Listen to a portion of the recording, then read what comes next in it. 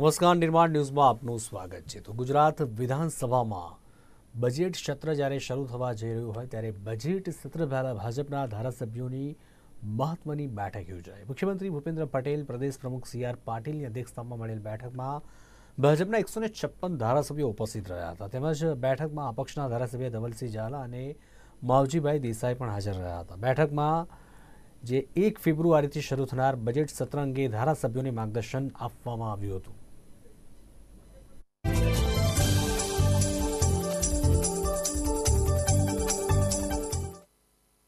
આવતા સમયનું બજેટ તેમજ રાજ્યપાલશ્રીનો આભાર પ્રસ્તાવ તારીખ 1 અને તારીખ 2 માનનીય કનુભાઈ સાહેબ વર્ષ 2024-25નું અંદાજપત્ર મૂકવા જઈ રહ્યા છે અને સતત ગુજરાતની પ્રગતિમાં વર્ષોથી એક પરંપરા રહી છે કે જે ગત વર્ષનું બજેટ હોય એના કરતાં પણ સારા વધારા સાથે ગુજરાતના વિકાસમાં બહુમુખી બહુઆયામી વિકાસ થાય એના માટે ઉત્તરોત્તર પ્રજાકીય યોજનાઓ સાથેનું બજેટ દર વર્ષે રજૂ થતું હોય છે।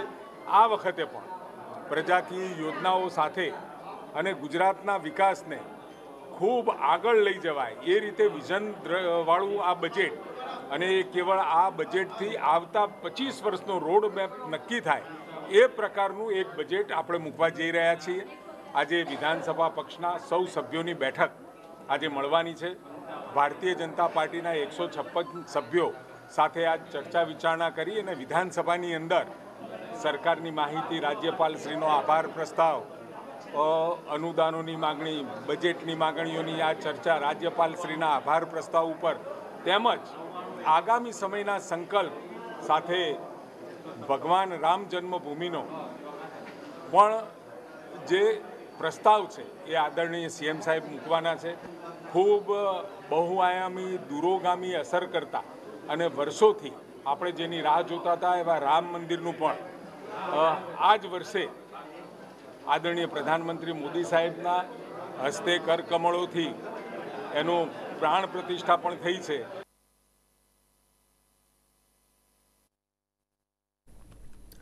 ગુજરાત વિધાનસભાના બજેટ સત્ર જ્યારે શરૂ થવા અંગે રાજ્ય સરકારના પ્રવક્તા ઋષિકેશ પટેલે કહ્યું કે આ વખતનું બજેટ ગુજરાતનું ઐતિહાસિક બજેટ હશે। વર્ષ 2047માં ગુજરાતના વિકાસનો રોડમેપ રજૂ કરતું બજેટ હશે। તેમણે વધુમાં કહ્યું હતું કે RTIના નામે તોડકાણ કરનાર નહીં ચલાવી લેવાય, તેમની સામે કાયદેસરની કાર્યવાહી કરવામાં આવશે। 24-25 અને ગુજરાતને આગે લઈ જતું બજેટ આવતીકાલે 1 તારીખથી પ્રસ્તુત થવાનું છે। 1 તારીખે રાજ્યપાલશ્રીનો આભાર પ્રસ્તાવ એટલે ગત વર્ષે સરકારે કરેલી કામગીરી અને એનો ગઈ વખતનું આખું જે વિકાસની જે પથરેખા હતી એ દર્શાવવામાં આવશે। 2 તારીખે આદરણીય કનુભાઈ દેસાઈ નાણામંત્રી શ્રી 2024-25 માટે ગુજરાતનું વિઝન, ગુજરાતનું જ વિઝન નહીં પરંતુ આગલા 25 વર્ષનો પણ રોડ મેપ આ બજેટ દ્વારા એક દિશા અને દ્રષ્ટિ ગુજરાત કયા સંજોગો બની જઈ રહ્યું છે, કેવા પ્રકારના આગામી સમયમાં 25 વર્ષ સુધીનો રોડમેપ સાથેનું આવતા વર્ષનું બજેટ રજૂ થશે। તમામ ગુજરાતીઓને ખૂબ ખૂબ શુભેચ્છાઓ આપું છું। ખૂબ સારું એવું બજેટ આવતીકાલે પ્રસ્તુત થવાની આપણી સૌ ગુજરાતીઓની લાગણી હોય એટલે ગુજરાત સરકાર દર વખતે વૃદ્ધિ સાથેના બજેટો રજૂ કરતું રહ્યું છે। એટલે ગઈ વખતે થોડા સમય પહેલાં જે કાર્યસૂચિ અથવા તો સમયસૂચિ જે નક્કી કરી હતી એમાં બધા શનિવારોએ આપણે બેઠકો ચાલુ રાખી હતી, પરંતુ આ વખતે ધારાસભ્યોની લાગણીઓ હતી કે અમને શનિ રવિની રજા મળે તો વધારે સારું, તો એને અનુલક્ષી અને જે શનિવારોએ કામકાજની જે બેઠકો હતી એ બેઠકોને બીજા દિવસમાં ડબલ બેઠકમાં સમાવી લઈ અને પ્રશ્નોત્તરીનો કોઈપણ પ્રકારની રહી ના જાય એ રીતનું આખી સમયસૂચિ બનાવેલી છે। એટલે આમ સમગ્ર 29મી તારીખ સુધીમાં 25 બેઠક અને 23 દિવસ જેટલી કાર્યવાહી ગૃહમાં થવાની છે। આ વાત આપને પહેલાં પણ કરી છે, પરંતુ આપ સૌની લાગણી હતી કે વિધાનસભા આવતીકાલથી શરૂ થાય છે એટલે પત્રકાર મિત્રોને પણ મળવાનો આનંદ હોય, વાત અને સમય આવતા સમયનો જે આવી રહ્યો છે વિધાનસભાનો, એટલે સ્વાભાવિક રાજ્ય સરકારનું વિકાસનું બજેટ રજૂ થતું હોય એટલે આપ સૌને મળવું અને થોડી ઘણી જે માહિતી મારી પાસે જે કામકાજ સલાહકાર સમિતિમાં નક્કી થયું છે એ આપવાની હતી. અને સાથે ખૂબ ઐતિહાસિક એવો અયોધ્યામાં રામ મંદિર આદરણીય નરેન્દ્રભાઈ મોદી સાહેબના હસ્તે ખાતમુહૂર્ત અને પ્રાણ પ્રતિષ્ઠા થઈ છે. એટલે આદરણીય મોદી સાહેબને આ રામ મંદિર માટેનો એક અભિનંદન પ્રસ્તાવ પણ આપણે લાવવાના છીએ. એ 5મી તારીખે આપણે લાવવાનું નક્કી કામકાજ સલાહકાર સમિતિમાં થયું છે અને સર્વાનુમતે થયું છે. ગાંધીનગર ખાતે કૃષિ મંત્રી રાઘવજી પટેલના અધ્યક્ષસ્થાને રાજ્ય કૃષિ ભાવપંચની બેઠક મળી. વર્ષ 2024-25 માટે ખરીફ પાકોના ટેકાના ભાવોની ભલામણ કરવા મળેલી આ બેઠકમાં અન્ન અને નાગરિક પુરવઠા મંત્રી કુંવરજી બાવળિયા તેમજ કૃષિ રાજ્યમંત્રી બચુભાઈ ખાવડ ઉપસ્થિત રહ્યા હતા. કૃષિમંત્રી રાઘવજી પટેલે જણાવ્યું હતું કે ખેડૂતોને તેમની ખેત પેદાશો અને ઉપજના પોષણક્ષમ ભાવ મળી રહે અને ખેડૂતોને આર્થિક રીતે સદ્ધર થાય તેવા નેક હેતુસર ભારત સરકાર દ્વારા દર વર્ષે ટેકાના ભાવ જાહેર કરીને ખરીફ અને રવિ પાકોની ખરીદી કરવામાં આવે છે. ખરીફ સિઝન 2024-25ના ઉત્પાદિત 10 જેટલી જણસીઓના ટેકાના ભાવો અંગે કેન્દ્ર સરકારને ભલામણ કરવા માટે આજે રાજ્ય કૃષિ ભાવ પંચની એક મિટિંગ મળેલ અને મિટિંગમાં લાંબી ચર્ચા વિચારણાના અંતે જે રાજ્ય કૃષિ ભાવ પંચે કેન્દ્ર સરકારને 2024-25ની ખરીફ ટેકાના ભાવો માટેની જે દરખાસ્ત કરવાની છે એ આ પ્રમાણે કરી છે. ડાંગરના 1 ક્વિન્ટલના 2800 રૂપિયા, બાજરીના 3350 રૂપિયા, જુવારના 5500 રૂપિયા, મકાઈના 4500 રૂપિયા, તુવેરના 9000 રૂપિયા, મગના 9500 રૂપિયા, અડદના 9250 રૂપિયા, મગફળીના 8000 રૂપિયા, તલના 11500 રૂપિયા અને કપાસ લંબતારી એના 10000 રૂપિયા પ્રતિ ક્વિન્ટલ ભાવ માટે અમે કેન્દ્રને આ ભલામણ આજે સર્વાનુમતે લાંબી ચર્ચા વિચારણા અને ખેતી પાકોની જે પડતર કિંમત ઉત્પાદન માટેની થાય છે આ બધીની વિશદ છણાવટ કર્યા પછી અમે આજે આ ભાવોની ભલામણ મેં જણાવ્યા પ્રમાણેની વિગતે અમે આજે કેન્દ્ર સરકારને મોકલવાનું સર્વાનુમતે નક્કી કર્યું છે. અમદાવાદ મહાનગરપાલિકાનું ડ્રાફ્ટ બજેટ મ્યુનિસિપલ કમિશનર દ્વારા રજૂ કરવામાં આવ્યું હતું. સુધારા સાથેનું ડ્રાફ્ટ બજેટ સ્ટેન્ડિંગ કમિટી દ્વારા રજૂ કરવામાં આવશે. 10,801 કરોડનું ડ્રાફ્ટ બજેટ રજૂ કર્યું, જે ગત વર્ષની સરખામણીમાં 2,401 કરોડ વધુ છે. કમિશનર દ્વારા રજૂ કરવામાં આવેલા ડ્રાફ્ટ બજેટમાં રિવરફ્રન્ટ ડેવલપમેન્ટને લઈને પણ આયોજન કરવામાં આવ્યું છે. ટાગોર હોલની પાછળ 25 કરોડના ખર્ચે કલ્ચર કન્વેન્શન બિઝનેસ સેન્ટર બનાવવામાં આવશે. ગાંધી બ્રિજથી નહેરુ બ્રિજની વચ્ચેના સ્ટ્રેચ તથા ગુજરી બજાર ખાતે વ્હીકલ પાર્કિંગ તૈયાર કરવામાં આવશે. નદીના પૂર્વ અને પશ્ચિમ કિનારે લોઅર પ્રોમિનાડમાં ગ્રીન વોલનું નિર્માણ કરવામાં આવશે. ઇન્દિરા બ્રિજથી નર્મદા મેઇન કેનાલ સુધી રિવરફ્રન્ટ વિકસાવવામાં આવશે. ગુજરાત સરકાર અને શોભા રિયાલિટી દુબઈ સાથે થયેલ MOU અંતર્ગત સાબરમતી રિવરફ્રન્ટ ડેવલપમેન્ટ દ્વારા વિકાસલક્ષી કાર્યો કરવામાં આવશે. સાબરમતી નદીના પશ્ચિમ કાંઠે બાયોડાયવર્સિટી પાર્કમાં મેડિટેશન કમ યોગા સેન્ટર 25 કરોડના ખર્ચે નિર્માણ કરવામાં આવશે. 24-25માં AMC પહેલી વાર 10,000 કરતાં વધારે બજેટ રજૂ કર્યું છે. 10,801 કરોડનું બજેટની જોગવાઈ કરી છે. એ પૈકી 5,300 જેટલા રેવન્યુ ખર્ચ અને 5,501 જેટલા કેપિટલ એક્સપેન્ડિચર. ખાસ કરીને ગયા વર્ષ જેવું આ વર્ષે પણ લોકો પાસેથી સજેશનો મંગાવ્યા હતા. એની અંદર મેક્સિમમ સજેશનો હતું, એને પણ આવરી લેવા માટેના આ વખતે પ્રયત્ન કર્યું છે.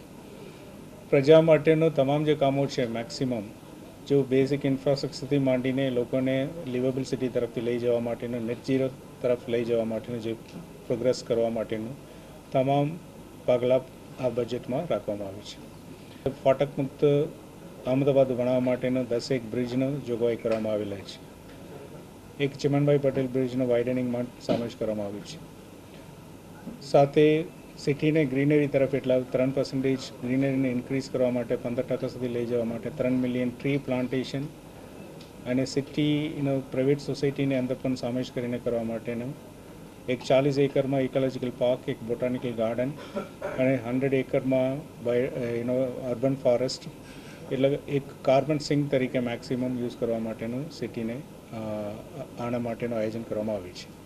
આ વર્ષે લગભગ 1000 કરોડનો રોડ બનાવી રહ્યા છે. આવતા વર્ષે પણ 400 કિલોમીટર જેટલા રોડ, નવું રોડ અને જે resurfacing, micro resurfacing, dust free road બનાવવા માટેનું આયોજન છે. ટ્રાફિકનો હલવા કરવા માટેનો ટ્રાફિક જંકશન્સ, જો આ વર્ષે 35 જંકશન અત્યારે કામ કરી રહ્યા છે, એ સિવાયનું બીજા 100 ટ્રાફિક જંકશન ઉપરનું કામગીરી કરવામાં આવશે. સાથે 2036 ઓલિમ્પિક એ ધ્યાનમાં રાખીને સિટીનું ઇન્ફ્રાસ્ટ્રક્ચરમાં શું સુધારા વધારા કરવાનું છે એને મોટું માસ્ટર પ્લાન બનાવી એના આધારિત અમલ કરવામાં આવશે. અમદાવાદ મહાનગરપાલિકાના રજૂ કરવામાં આવેલ બજેટમાં એક મહત્વની બાબત 2036માં ઓલિમ્પિકને ધ્યાનમાં રાખી શહેરમાં જરૂરી વ્યવસ્થા ઊભી કરવાની છે. આ માટે સિટી ટ્રાફિક માસ્ટર પ્લાન તૈયાર કરવામાં આવશે. ટ્રાફિક પાર્કિંગ અને વેન્ડિંગ રેગ્યુલેશનમાં એક સૂત્રતા જળવાય તેવું આયોજન કરવામાં આવશે. પાર્કિંગ એન્ફોર્સમેન્ટ બ્રિગેડ ઊભી કરવામાં આવશે. સાથે જ શહેરમાં on street, of street, multi level વગેરે પાર્કિંગ સ્થળના મોનિટરિંગમાં શેડ પાર્કિંગ અને પાર્કિંગ પરમિટ મેળવવા માટે આઈસીટી અને એઆઈની મદદથી સ્માર્ટ પાર્કિંગ પણ બનાવવામાં આવશે. કેમેરામેન ચંદ્રકાંત વોરા સાથે રિપોર્ટર બ્રિજેશ દવે, નિર્માણ ન્યૂઝ, અમદાવાદ. જૂનાગઢના ઝાંઝરડા રોડ ઉપર આવેલ બાલાજી ફાર્મમાં યોજાયેલા લગ્નમાં હાજરી આપવા આવેલા રાજકોટના વેપારી ચિરાગ અશોક રૂપરેલિયાની પાર્ક કરેલી કારના પાછળની સાઈડના કાચને તોડીને તેમાં રાખેલા દાગીના સાથેનો થેલો ચોરો ચોરી ગયા હતા અને આ અંગે તત્કાલ જૂનાગઢ સી ડિવિઝન પોલીસને જાણ કરવામાં આવતા તપાસ શરૂ કરવામાં આવી હતી. ત્યારે આટા ફેરા જોવા મળ્યા હતા એક શંકાસ્પદ વ્યક્તિના. ત્યારે રૂપિયા 10.55 લાખની ચોરી કરીને ભાગી રહેલ એક ધર્મનો પીછો કરી ગોંડલ નજીકથી મુદ્દામાલ તમામ સાથે ઝડપી લઈને આગળની જે કાર્યવાહી છે તે પણ શરૂ કરવામાં આવી હતી.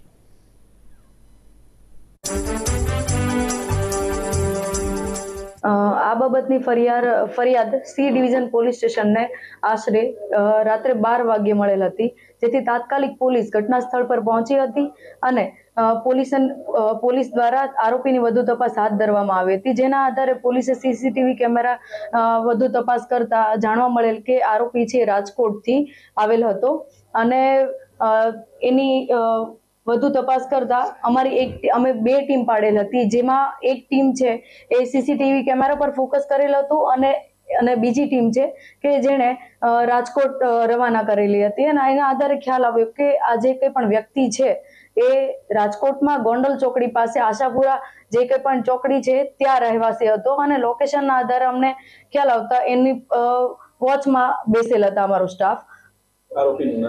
આરોપીનું નામ છે ધરમ જશવંતભાઈ ધાંધલ, જેણે આ ચોરીને અંજામ આપ્યો હતો અને જેની ધરપકડ આજે સવારે કરી લેવામાં આવી છે અને 100% મુદ્દામાલ રિકવરી કરી લેવામાં આવેલ છે.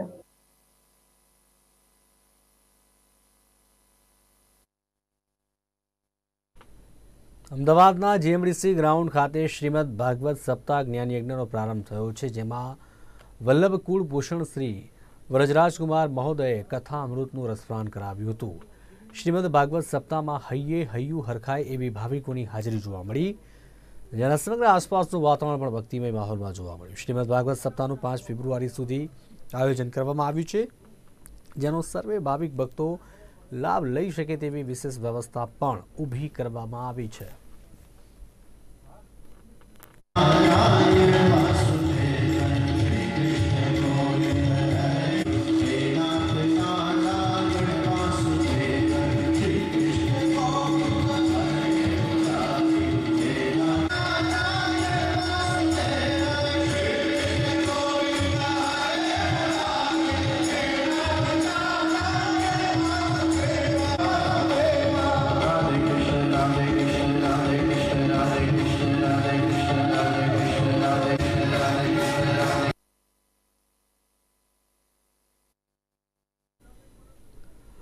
અમદાવાદ HK આર્ટ્સ કોલેજ ખાતે ખાસ કાર્યક્રમનું આયોજન કરવામાં આવ્યું હતું. સમસ્ત ગુજરાત બ્રહ્મ સમાજ રાજ્ય કક્ષા દ્વારા સમગ્ર કાર્યક્રમનું આયોજન કરવામાં આવ્યું. સંસ્થાના મુખ્ય કન્વીનર તરીકે ડોક્ટર યજ્ઞેશ દવેની નિમણૂક થતાં સ્નેહ મિલન સન્માન સમારોહ સહિતના કાર્યક્રમનું આયોજન કરવામાં આવ્યું. સાથે જ ખાસ મોબાઈલ એપને પણ લોન્ચ કરવામાં આવી. ત્યારે કાર્યક્રમમાં મોટી સંખ્યામાં સમાજના આગેવાનો તેમજ આમંત્રિતો ઉપસ્થિત રહ્યા હતા.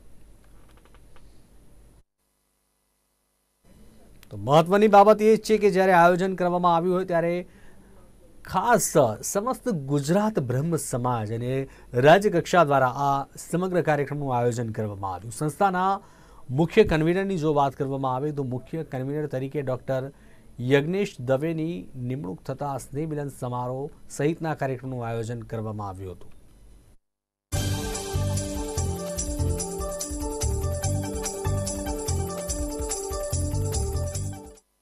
સમસ્ત ગુજરાત બ્રહ્મ સમાજ રાજ્યકક્ષા દ્વારા આજે એક સ્નેહ મિલનનો કાર્યક્રમ યોજવામાં આવ્યો છે, જેમાં તમામ ગુજરાતના જે જિલ્લાઓ છે, જિલ્લાના બ્રહ્મ સમાજના પદાધિકારીઓ અને તેમજ રાજ્યકક્ષાના અમદાવાદમાં વસતા તમામ પદાધિકારીઓને આજે સ્નેહ મિલન કાર્યક્રમ છે. સ્નેહ મિલનની સાથે સાથે બ્રહ્મ સમાજ દ્વારા એક એવી એપ ડેવલપ કરવામાં આવેલી છે કે જેના દ્વારા કોઈપણ સમાજની વ્યક્તિને કોઈ કર્મ કરાવવું હોય તો કર્મકાંડી બ્રાહ્મણને શોધવા માટે એને તકલીફ નહીં પડે અને એ એપના માધ્યમથી એની નજીકમાં રહેલા કર્મકાંડી બ્રાહ્મણને એ શોધી શકશે અને એની સંપર્ક કરી શકશે. આવી એપ એ સમસ્ત ગુજરાત બ્રહ્મ સમાજ દ્વારા ડેવલપ કરવામાં આવી છે. સાથે સાથે ગુજરાતમાં વસતા બ્રાહ્મણો માટે જે લોકોને ડાયાબિટીસના દર્દીઓ છે, હેવી ડાયાબિટીસ છે, એમને ડાયાલિસિસ માટે કોઈ તકલીફ પડતી હોય તો ડાયાલિસિસની વિનામૂલ્ય સેવા સમસ્ત ગુજરાત બ્રહ્મ સમાજ દ્વારા અમદાવાદ ખાતે શરૂ કરવામાં આવી છે. એની પણ આજે જાહેરાત કરવાની છે અને માર્ચ મહિનાની અંદર અંતમાં GMDC ગ્રાઉન્ડ ખાતે બ્રહ્મ સમાજ દ્વારા એક એક્સપોની આયોજન કરવામાં આવ્યું છે, જેની અંદર 300 જેટલા સ્ટોલ હશે, જેમાં તમામ બ્રહ્મ ઉદ્યોગ સાહસિકોના સ્ટોલ હશે અને આ આયોજનની જાહેરાત પણ આજે કરવામાં આવશે.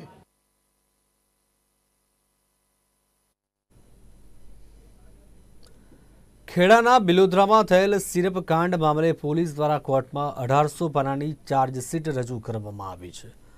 ઝેરી સિરપ પીવાથી બિલોદરામાં 7 લોકોના મોત થયા હતા અને સમગ્ર મામલે પોલીસ દ્વારા SITની રચના કરાઈ. ઘટનામાં પોલીસે 8 આરોપીની ધરપકડ કરી. ત્યારે કોર્ટમાં રજૂ કરવામાં આવેલ ચાર્જશીટમાં ઇથાઇલ અને મિથેનોલ યુક્ત સિરપ પીવાથી લોકોના મોત થયા હોવાનો ખુલાસો થયો છે.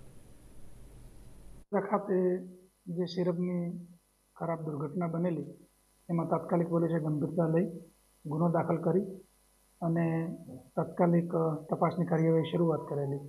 સમગ્ર તપાસ માટે SITની રચના કરવામાં આવેલી અને આ SITના તમામ અધિકારીઓએ તપાસનો એક પણ મુદ્દો બાકી ન રહી જાય તમામ મુદ્દાની ખૂબ ગહન તપાસ કરેલ છે.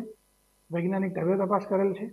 તમામ પ્રકારના પુરાવા મેળવવામાં આવેલા છે. એક્સપર્ટ ઓપિનિયન મેળવવામાં આવેલા છે અને તપાસને અંતે કુલ 8 આરોપીઓની ધરપકડ, તમામ આરોપીઓની વિરુદ્ધના મજબૂત પુરાવા મેળવી નામદાર કોર્ટની અંદર આશરે 1800 પાનાની ચાર્જશીટ રજૂ કરવામાં આવેલી છે. મોતના સાચા કારણમાં આપણે જે FSLમાં જે સેમ્પલ મોકલેલા, જેની અંદર જે સેનિટાઈઝરના સેમ્પલ હતા, એની અંદરથી મિથેનોલની હાજરી મળી આવેલ છે અને એ જે સેનિટાઈઝર છે એનો સિરપ બનાવવામાં ઉપયોગ થયેલ છે. એટલે મૂળ કારણ મિથેનોલનું છે. PM નોટની અંદર પણ મિથેનોલ પોઈઝનિંગને કારણે ડેથ થયું હોવાનું જણાઈ આવેલ છે.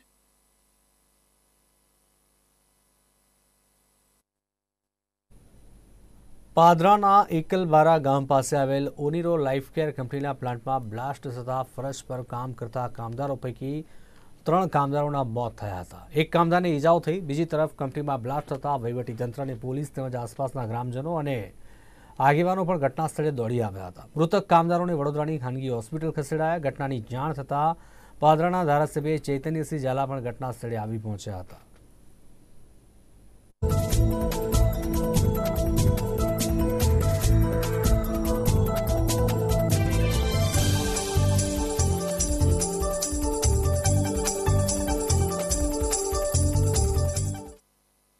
મારા ગામમાં ઓનેરો લાઈફ કેર કંપનીમાં આજરોજ બપોરે લગભગ 13:45 કલાકે એક રિએક્ટરમાં બ્લાસ્ટ થયો.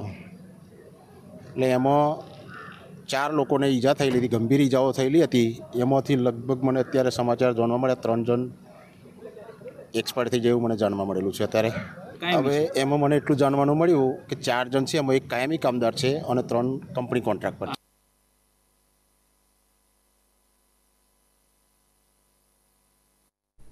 શાળા સલામતી સપ્તાહ 2024 અંતર્ગત હિંમતનગર નગરપાલિકાની ફાયરની ટીમ હિંમતનગર તાલુકાની 4 શાળાઓમાં ફાયરના સાધનો વિશે વિદ્યાર્થીઓને ઉપયોગ કેવી રીતે કરવો તેની જાણકારી આપી.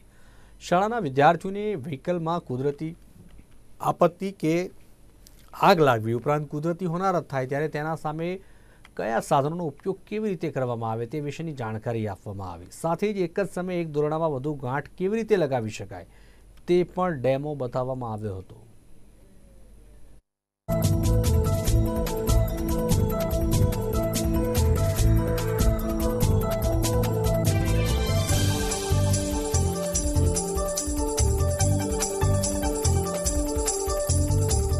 શાળા સલામતી સપ્તાહ 2024ના અંતર્ગત આપણે હિંમતનગર તાલુકાની વિવિધ શાળાઓ જેમ કે હાપા, નવા, પાણપુર, વીરાવાડા, આગિયોલ આ 5 સ્કૂલોમાં એક જ દિવસની અંદર ફાયર સેફ્ટી ડેમો કરેલ છે.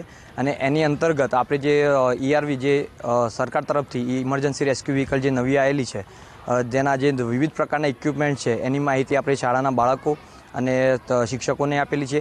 તે છતાંય જે શાળાઓમાં જે અગ્નિશામક યંત્રો આપેલા છે એને હાઉ ટુ યુઝ એટલે કઈ રીતે ઉપયોગ કરવો એની પણ માહિતી આપણે શાળાઓમાં વિવિધ શાળાઓમાં આપેલી છે. આગામી સમયમાં લોકસભાની સામાન્ય ચૂંટણી 2024માં યોજાવાની છે ત્યારે ચૂંટણી પૂર્વ તંત્ર દ્વારા મતદાન જાગૃતિ માટે વિવિધ અભિયાનો ચાલી રહ્યા છે. જે અંતર્ગત જિલ્લા મથક ભુજમાં કલેક્ટર કચેરી ખાતે તાલીમ કેન્દ્ર ઊભું કરાયું છે. મતદારોને મતદાન કેવી રીતે કરવું અને તેમણે આપેલો મત તે જ વ્યક્તિને મળ્યો છે કે નહીં એ જોવા માટે EVM વીવીપેટના નિદર્શન માટેનું માર્ગદર્શન આપવામાં આવ્યું.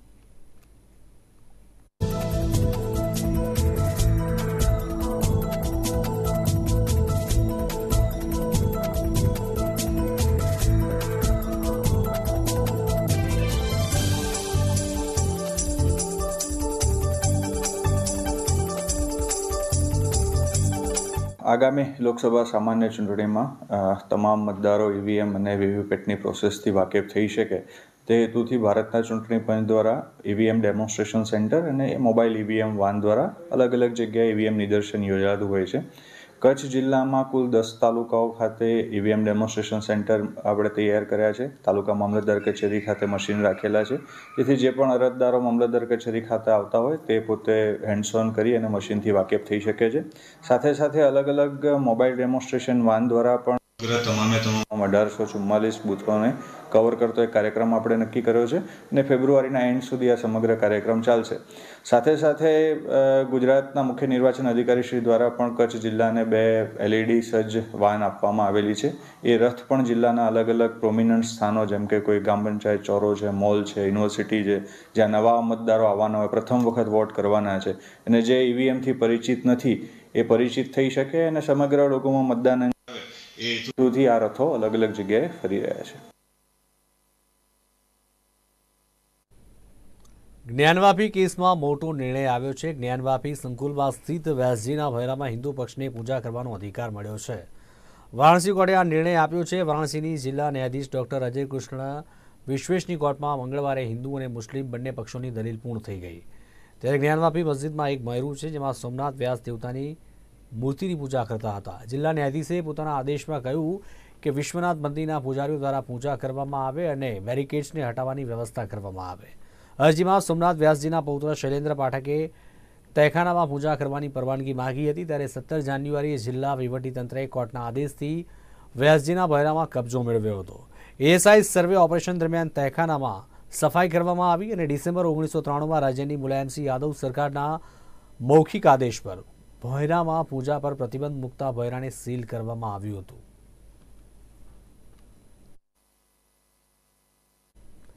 જામનગરમાં કાયમી સફાઈ કર્મચારીઓને સેટઅપમાં ઘણા લાંબા સમયથી ખાલી પડેલ જગ્યાઓ પર હાલ ફરજ બજાવતા રોજમદાર સફાઈ કર્મચારીઓને સિનિયોરિટી લિસ્ટ મુજબ કાયમી સફાઈ કર્મચારી તરીકે નિમણૂક આપવા મુદ્દે મનપામાં આવેદનપત્ર આપવામાં આવ્યું હતું.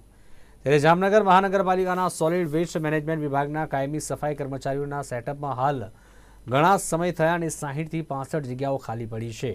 ત્યારે જામનગર મહાનગરપાલિકાના જનરલ બોર્ડ દ્વારા 87 જગ્યા મંજૂર થઈ છે.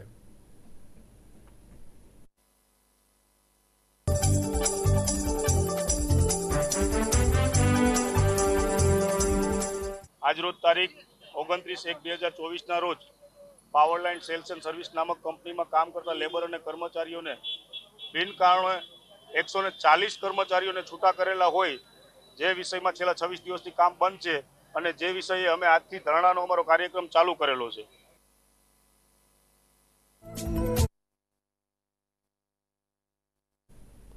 પાટણ જિલ્લાની નર્મદા કેનાલોમાં ગાબડા પડવાનો સિલસિલો યથાવત રહેવા પામ્યો છે. જિલ્લાના રાધનપુર તાલુકાના સાતુન ગામે પસાર થતી કેનાલમાં ભંગાણ પડ્યું, જેના કારણે લાખો લીટર પાણીનો વેડફાટ થઈ ગયો.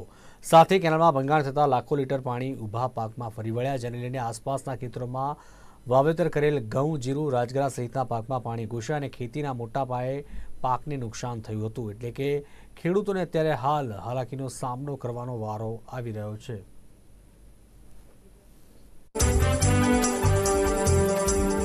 ઘટનામાં સાહેબ એવું બન્યું, અમે સવારમાં ખેતર સૂતા હતા, રાત્રિના સવારમાં વહેલા 6 વાગે ઉઠ્યા એટલે અમારા ખેતરમાં પાણી ફરતું હતું. પછી અમે પાણીએ જોવા આવ્યા હતા. કચ્છ બાજુ જતી સાતુનથી કમાલપુર બ્રાન્ચ કેનાલ, એમાં મોટું લગભગ 20 થી 25 ફૂટ જેટલું ગાબડું, લાખો લીટર પાણી વેડફી ગયું. અમે પાણીએ આવી અને જોયું આજે અમારા સર્વે નંબર 338માં ચેકડેમ બનાવેલો હોય, એનું ચેકડેમ પાણી વટીને જાય રહ્યું. તો હવે અમારા ગવામાં, રાજગરામાં અને જીરામાં ત્રણેયમાં પાણી ચાલુ છે. હવે મોંઘા ભાવના ખાતર, બિયારણ, ડીઝલ, હવે બરાબર. હવે એક તો ખેડૂતોને પડ્યા માથે પાટું, હમણાં માવઠું થયું, વધતા ખેડૂતોને અને આના વારંવાર રજૂઆત કરવા છતાં પણ નર્મદા વિભાગ હજુ આનું કોઈ પગલાં લેતું નથી. મિલી ભગતના કારણે કોન્ટ્રાક્ટરોને ગમે તે ભોગે કાંઈ કાર્યવાહી નથી કરતા, અથવા તો અધિકારીઓ કોઈ સંકળાયેલા હોય અથવા તો કોઈ કોન્ટ્રાક્ટર સંકળાયેલા. એટલે આનું જો રિપેર થાય, વહેલી તકે જો રિપેર થાય તો આ ગાબડા પડવાનો પ્રશ્ન બને નહીં. અમારી માગ એ છે કે જો સરકાર પાસે એટલી યોગ્ય રીતે જો અમને કાંઈ આ ખોટા વધારાના ખર્ચા થઈ ગયા બિયારણના, તો સરકાર અમને એનું વળતર આપે એવી અમારી યોગ્ય માગણી સરકાર પાસે છે. સવારમાં જ્યારે અમે ખેતરે આવતા હતા ત્યારે સાહેબ અમે કેનાલમાં મોટું ગાબડું જોયું. ગાબડું 8 થી 10 ફૂટનું અંદાજથી હોવાથી તો સાહેબ અમે સવારમાં વહેલા અધિકારીશ્રીને જાણ કરવામાં આવેલ, પણ અધિકારી સાહેબશ્રી આવેલ નહીં. અને અમે વારંવાર રજૂઆત કરવા છતાંય સાહેબ આજ અત્યારે 5 કલાક થઈ ગયા છે, હજુ પણ કોઈ કાર્યવાહી કરવામાં આવેલ નથી. લાખો લીટરનું પાણી વેડફાઈ ગયેલું છે સાહેબ. અમારી માંગ એ છે સાહેબ, અત્યારે હાલમાં જીરાનો પાક અત્યારે તમે જોઈ શકો છો સાહેબ, શેઠ ઉલા ખેતર ઉતરી ગયેલું છે પાણી, ત્યાં આગળ જીરું વાવેલું છે સાહેબ. જીરામાં એકદમ મોટા પાયે નુકસાન છે અત્યારે હાલમાં, અને ત્યાં આગળ ચણા પણ છે, ચણાનો પાક છે. અમારી માંગ સાહેબ શ્રી એટલી છે કે અમને યોગ્ય વળતર સરકાર દ્વારા આપવામાં આવે. તો આ હતા અત્યાર સુધીના સમાચાર. વધુ સમાચાર અને ન્યૂઝ અપડેટ માટે આપ જોતા રહો નિર્માણ ન્યૂઝ. નમસ્કાર.